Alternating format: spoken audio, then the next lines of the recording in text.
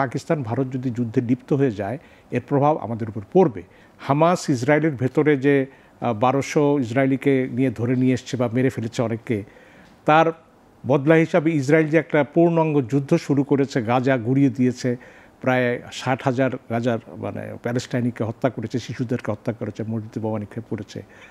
ইন্ডিয়ার মানে প্যাটার্নটাও কিন্তু সেরকম মনে হচ্ছে যে এই যারা মারা গেছে এটার সুষ্ঠু তদন্ত করে তারা কী পেয়েছে সেটা না জানিয়ে কিন্তু তারা এই হামলাটা করেছে। এটা অনেকটা মানে ইন্ডিয়ান ইগোকে মোদি সরকার যেই পর্যায়ে নিয়ে গেছে, তাদেরকে এখন এই হামলা করা ছাড়া যেন তাদের কোনো উপায় নেই আর, এবং তাদের বিরোধী দলগুলোকে বলেছে যে মোদি সরকার যে ব্যবস্থা নেবে তারা তাকে সমর্থন করবে। এটাও তাদের এই জঙ্গি তৎপরতার মানে জঙ্গি মনোভাবের একটা বড় কারণ।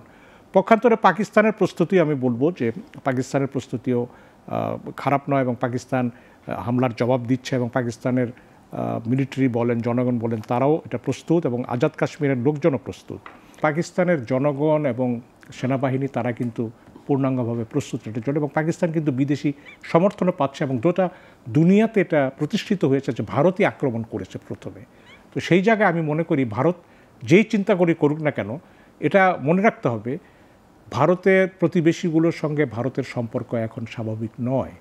বাংলাদেশ বলেন, চীন বলেন, কোনো দেশের সাথে মালদ্বীপ বলেন, এত বিশাল সীমান্ত, এই বিশাল সীমান্তের সব সৈন্য নিয়ে সে কাশ্মীরের সীমান্তে জড়ো করতে পারবে না।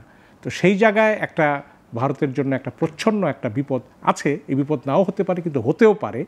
তো সেই জায়গায় আমার মনে হয় যে যুদ্ধটা যদি প্রলং করে, যেটা মার্কিন যুক্তরাষ্ট্রের আরও জোরালো ভূমিকা নেওয়া উচিত ছিল আমার কাছে মনে হয়, কিন্তু তাদের যেটা ইন্ডাস্ট্রিয়াল মিলিটারি কমপ্লেক্স যেটা আছে, তারা হয়তো এখানে অস্ত্র বিক্রি করতে পারবে, অনেক কিছু করতে পারবে। কিন্তু আমার মনে হয় যে পাক ভারত এই যুদ্ধ, আপনি যেটা বলছেন যে ইউক্রেন এবং গাজার যে যুদ্ধ, এর থেকে বিশ্ব সইতে পারছে না, সেই জায়গায় তৃতীয় একটি ফ্রন্ট ওপেন হয়েছে। এটা আমি মনে করি যে এটা খুব বড় বিপদের কারণ হয়ে দাঁড়ায়।